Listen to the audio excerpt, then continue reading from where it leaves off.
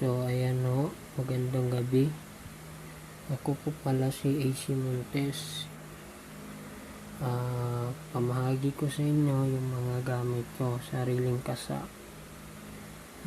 Ito pong medalyon na tinatawag na dignum, galing ito sa lolo ng ama ko. Pinasa sa kanya at hiningi ko sa kanya.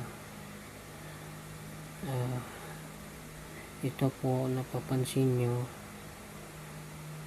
may pintik-pintik po siya. May halo po itong mga sinaunang barya. Yan. Bibihira na lang ho kayo makakita na medalyon na may pintik-pintik. Ito talaga ay mga sinaunan pa, galing sa mga ninuno.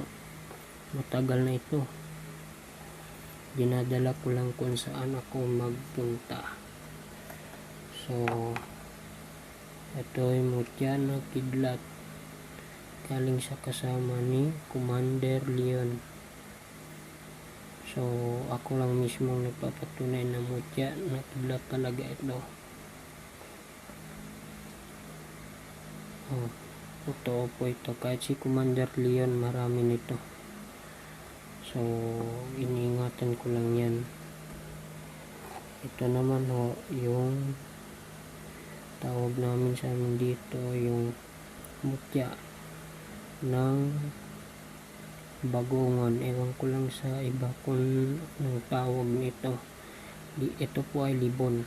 Libon po yan kung mapansin ninyo. Ito rin ay mutya ng kahoy. Malaki ito. Naging maliit lang kasi maraming humihingi sa akin. Ako lang mismo ang